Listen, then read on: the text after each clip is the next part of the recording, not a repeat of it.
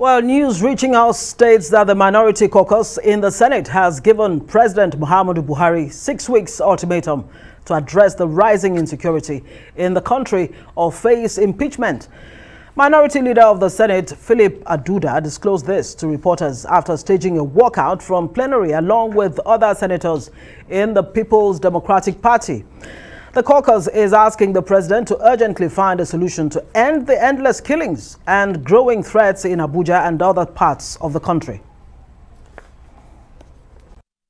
Primary responsibility of government is the protection of lives and property of citizens. Obviously. And for us, the minority caucus in the Senate, we also took into cognizance the fact that the Senate had at various levels, at various times, convened various security meetings, various security issues were discussed, and we did recommend to government various steps and measures aimed at curbing these issues of insecurity.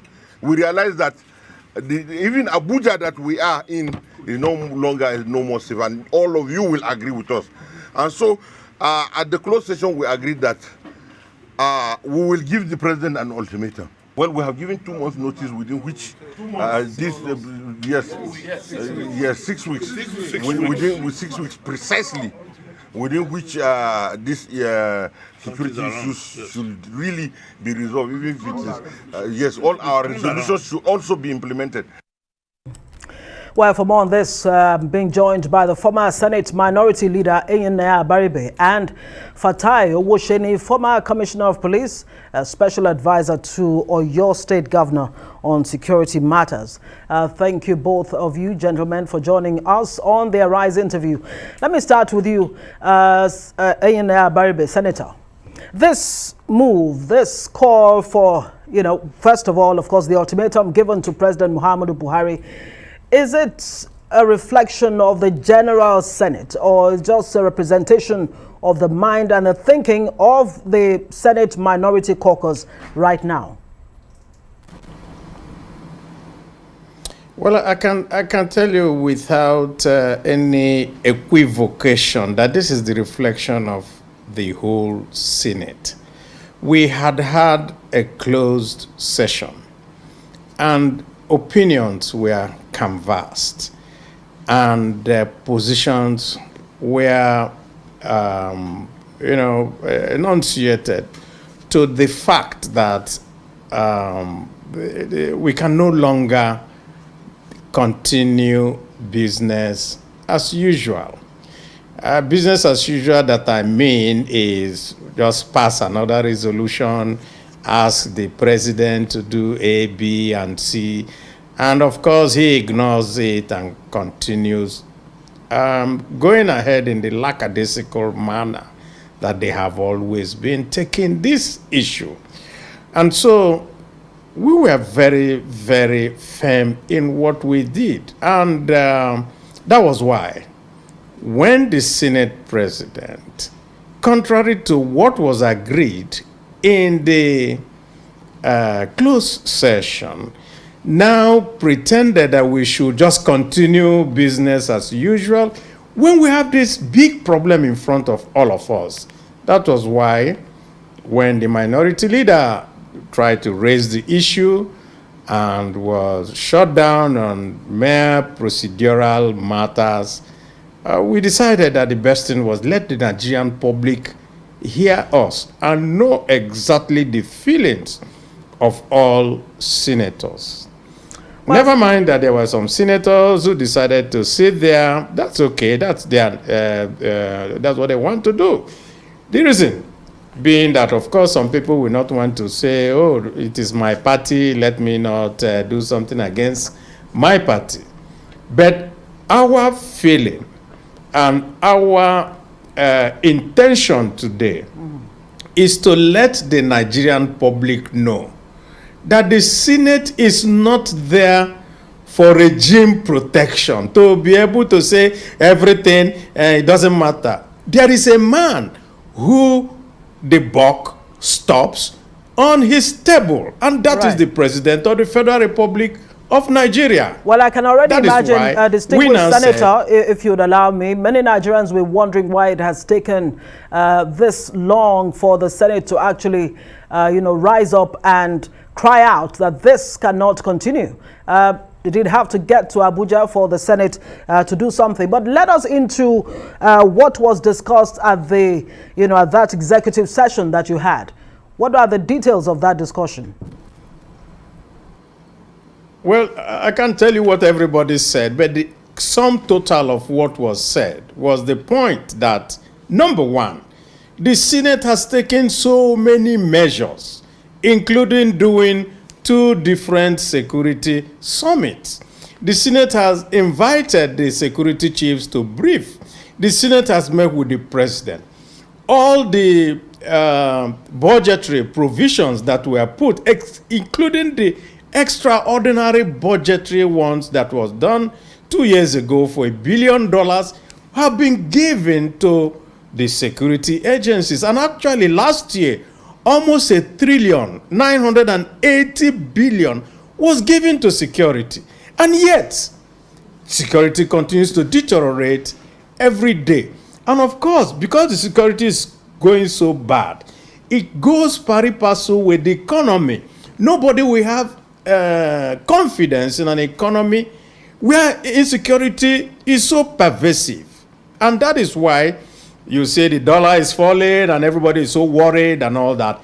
It has nothing else to do but to do with the insecurity in the land. So it's not because he has come here. It is because we're up to our neck. We're tired of talking and nothing seems to be done. And that is why we said, no more talk. Let us now move beyond that to action. And there are reports, too, that there's a call to impeach the Senate President Ahmed Lawan. What can you tell us about that? And is that call going anywhere? Is it going to gain any kind of traction? No, there's no such call. No, I can tell you that there is no such call. But we are not leaving anything off the table because we are not here for the interest of President Muhammadu Buhari or the interest of our Senate President Lawan. The interest that we are protecting is the interest of Nigerians who sent each and every one of us in the Senate from their different constituencies. And so we represent our constituency. Listen, you needed to be inside where we spoke, where the senator representing Niger, Senator Sani Musa, shed tears about that inside his senatorial district in Niger State. There are more than 10 IDPs, and children are dying, people are being killed daily. And we're just sitting around and talking about, and of course, our president. Since 2017, I had called for his removal. I started this move. I said it at that time, because at that time, at any time you make any attempt at talking about the president, people will tell you to leave him. Then they will say, oh, he's not aware. Garba Shehu and his other person will find excuses. Now we have done excuses upon excuses upon excuses upon excuses, and we have come to the crunch where bandits will threaten the whole of Nigeria, because the president is symbol of Nigeria, and say we are going to kidnap you. How can this happen in this country? And this is the same country that we went to Liberia and everywhere else to impose order. And you tell us that it is because our military is not our military. The buck stops on someone's table. And if he's not prepared to do the job, then he should quit. That is our position. Like you pointed out, it's not the first time that this call has been made to impeach the president. I recall in 2020 there was a similar call. What are the chances that, since you say that it is a general resolution, is it going to get to the floor of the Senate? What's going to happen thereafter? Well, we have given our, I would say, our position. What we're going to do is that we're going to wait and see what it's going to do. And when that time comes, we will now come back to that floor and we will do the needful. The Constitution is very clear there, Section 143. We know what to do. And at every point that you want to say something, there's always someone who will come up to want to make an excuse for incompetence. There's no excuse again for this. None. And we are very, very certain that Nigerians, we now see that the Senate has continually done everything. But we find that we send to the same person, the same presidency, and nothing seems to be done. And if you're tying the hands of our military, if you're doing things to make the military, look, the speaker, the deputy speaker, yesterday on the floor of the House of Reps said that more than 44 reports and actionable intelligence was given before the Kuje prison mishap happened, and nobody did anything about it. And Mr. President himself went to Kuje prison and asked the question, what happened to intelligence and all that? And we were waiting. We were waiting for heads to roll. We were waiting for action to be taken. Then it seems that everybody just went back to their normal lackadaisical action. No. Right. The country is in very serious trouble. Well, we hope not as bad as it's looking now. Let me ask you, the president, through Garba Shehu actually said that everything required for this war, to be fought, to a standstill has been provided, both in terms of morale, equipment, and all of that. And the president expects nothing less than, the successful execution of this war against terror. What do you make of that? I think that usually you don't expect him to say nothing is being done. But then, if you give marching orders and they're not being implemented, what is your role as the commander-in-chief? You remove the person who is not implementing it and bring those who can implement your marching orders. So we have come to this stage where things happen, grievous things happen, nobody pays a price for it. And of course, because nobody pays a price for it, everyone now does what he feels. And it gives the impression of some kind of complicity. That is where we are so worried. Because nothing is being done, it gives impression of complicity. How can you tell us that we spend this humongous amounts of money, we do everything, and then Garba Shehu will come and tell us, oh, we have done everything we need to do. You've done everything you need to do and the place is falling.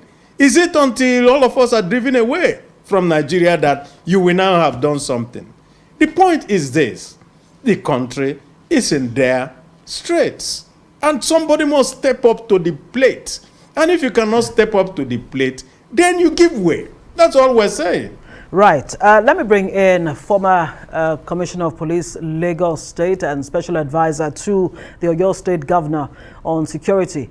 Fatai Owosheni, thank you so much for your patience. Of course, I introduced you earlier. You've listened to everything that the Senator had to say. Let me get your thoughts first on this minority caucus call that President Buhari should do something in the next 6 weeks. Otherwise, he faces impeachment. What are your thoughts on that? I think I will start by saying that all that is just superfluous. It's the same circles that we've been going through all throughout. The only thing that will end it is that the Senate will go and consider, allocating more money for fighting insecurity. 6 weeks is too long. Are we sure that within that period, the federal capital will not be overrun by then? Are we sure that all the states that are facing problems will not continue to record the deaths of senior military officers, soldiers, and the citizens of this country. It should be immediate. 6 weeks is too long. I want to think that just not asking the president every time is the president is the president. People are given responsibility. There are obligations attached to the responsibilities. No one is holding anyone accountable. It shouldn't just be, oh, president, president. They were service chiefs who are supposed to deliver on the obligations given to them by the Constitution, or the obligations that they need to render to the people of this country. So those people should be held accountable. If we keep on saying the president, yes, the buck lies on the table of the president, but some people are saddled with that responsibility. The Senate will also not say that they don't have the power to summon those people that are saddled. In Yoruba land, they said, if you are a hawk and you cannot catch a chicken, then get off the place. It doesn't mean that we don't have ideas, or we don't have people that have ideas within the system. So the Senate should go beyond that. 6 weeks is too long. The antecedent of the people that are making the threats are known. The modus operandi is known. When they say something, they demonstrate that they have the capacity to deliver on their threats. So why are we waiting for 6 weeks? So it has to be immediate. People must be held accountable. Everything that has happened, including the prison, no one has been held accountable. No after action review is done as per best practices to learn lessons. And that is when you will know where you have failed and what next to do. 6 weeks is too long. People must be held accountable for things that are happening in this country. Comment on the issue of Kuje, like you heard the senator say there, about 44 intel or leads were provided, and yet nothing happened until, of course, Kuje happened. The IG has, he sent out, tight security in the FCT, and let me, even in addition to that, $19 billion has been spent on executing this war against insecurity since 2016 till date. $19 billion, not naira, dollars. What else really is missing in this war against insurgency? Where is the missing link? The biggest gap is that, has been said by so many people, our security agencies are operating in silos. The military seems to have been overwhelmed, over-pampered, and the gap there is that we need to come to terms that what we are dealing with is domestic terrorism, number one, is an internal security situation. When you are doing internal security situation, you need a collaborative effort. You need to talk together. There is a doctrine on internal security, health operations, which is called Shango in those days. It has been jettisoned. No one is revealing it. Where is the joint operations room?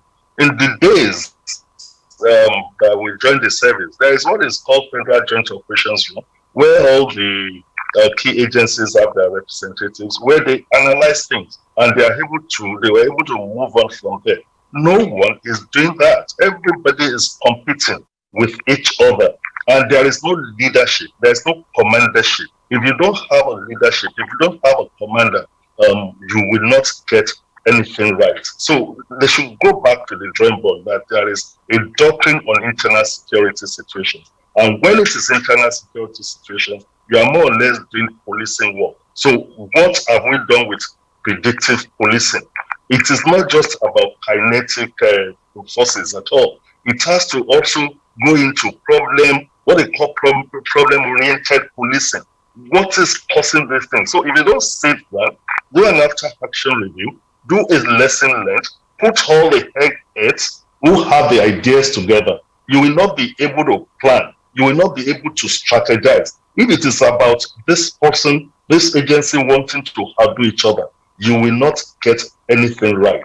The prison is there, intelligence report is given, DSS is taking the lead, the police also have an intelligence unit, there is DIA there as well. Are they putting all these ideas together? When they put ideas together, do they synergize to strategize to say, this is what we need to do? They need to stop operating in silos. I have said that they seem to be overwhelmed. The military is overpampered. The result, the outcome that we are having is not commensurate with the huge investment that this country has made.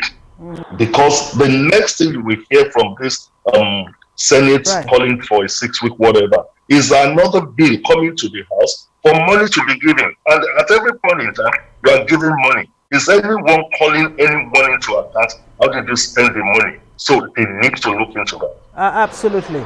And you said, you know, this is domestic terrorism that we're facing in Nigeria. But don't you think, you know, according to some analysts who say that there is a foreign dimension to this? Of course, we know about ISWAP or ISWAP, if you like, and Boko Haram. As a matter of fact, they seem to be collaborating now, and that seems to be strengthening their hands in, you know, terrorizing Nigeria and Nigerians in every part of the country. Is there an external dimension to this, and what could be the motive? People have linked, they say there's a nexus between illegal mining and, you know, terrorism in places like Zamfara, Niger State, and what have you. What's your take? The external dimension is secondary. If the wall is not open, the lizard will not enter. And that is why I suggested that we need to go into some policing philosophies. There is the community policing thing, there is the predictive policing thing, there is the problem-oriented policing system. And what that would bring out is that there is no criminal that is bigger than the society. Even if external elements are coming in, the people in the community know. Yes, we've been talking of drones, we've been talking of technology, but what of the people? I've had the Chief of Defense Staff talking of winning the heart and mind of the people. How far have we gone with regards to that? How far have we solved the problem of injustice, of fairness in the country? Because when you see crimes manifest like that, it's just a manifestation of certain underlying things, and that is where problem-oriented policing comes in. So the external factor is just a secondary thing. We must first tighten our belt. Take the prison, for example. The prison had said that, oh, they want to have an armed guard. They can protect the prison by themselves. What is the strength of the armed guard? What kind of training do they have? Because the correctional agency itself, they are under strength. Talk less of now creating an armed guard. What intelligence do they have within the prison? So there must be collaboration. All these things have been happening from time to time. It happened in Oyo State here. Oyo State prison was attacked. Where is the investigation report? Who are the people held responsible? As we talk today, most of our correctional facilities are highly vulnerable. No one is coming to say, this is the report. Let us look at it. This is the lessons learned. And the modus operandi system is there because these people are using the same system. And it is when you sit down and you do an after-action review that you would be able to say, oh, okay, this is the way these people are doing. These people have issued threats. This is not the first time they will issue threats. And they've also demonstrated to this country. And for that, we need to be ashamed. It is sad. They've demonstrated and they have the capacity to go into anywhere. So if they've done that, who are the people in the targets in the uniform service that are sitting down to say, okay, they threatened 2 months ago and they actually carried out their threat. There was a threat that they were going to attack the train and whatever, it was done. There was a threat that they were going to attack the prison, it was done. There's a threat that they're going to attack the city. So who are the people sitting down to analyze, to come up with something, and people must be held accountable? Very important questions there. Very important questions there. Yes, very important questions, Mr. Fatai Owosheni. Let me quickly bring in Senator Abaribe. You heard what the former CP Lagos State said there. Like, it's really not just about the president. Yes, indeed, the buck stops at his table. But there are service chiefs, there are people who are delegated, you know, with the job to fix Nigeria, ensure that Nigeria's security is the way it should be. Why is the Senate not stepping in that direction, calling the service chiefs, asking them the needed questions and getting the kind of answers that you want, and more importantly, the kind of action that you require? Yes, because this is not the first time. This is not the second time. This is not the third time. We have always called service chiefs. We come and speak with them. And we find out from their evasive answers and all that they don't want to indict where the problem is coming from. And we can only say one thing. The problem comes from the man who appoints them. Listen, because if you appoint somebody to do something and the person is incapable of doing it, how can you not tell me that I shouldn't blame you? I should go and be blaming those people that you have the authority and command over. So let somebody not try to pull this. Very quickly, in 30 seconds. I'm okay with him, but I can tell you this, that we are going for where the responsibility lies. Great. Very quickly, if you'll allow me. I hope you can hear me very quickly in 30 seconds. He also says the 6 weeks, yes, I can. The 6 weeks that you've given, Mr. President, doesn't seem to reflect the kind of urgency that's needed. He says it really should be, that ultimatum should be immediate. It should be now. Actually, some of us said it ought to be immediate. Some of us said it ought to be immediate. But we also consider the fact that we are going on vacation, and somebody now said, okay, if you're going on vacation, can you give an ultimatum and you're not sitting on the floor to be able to implement it? And therefore, because of that, we now said, okay, we're going on vacation for 7 weeks, we are coming back, let us see something happen before we come back. And that is probably why that decision was taken. Right, thank you so much for joining us, Senator Abaribe, former minority leader in the Senate, and Fatai Osheni, former Commissioner of Police, Lagos State, and Special Advisor to the Oyo State Governor on Security. It's been a delight having both of you.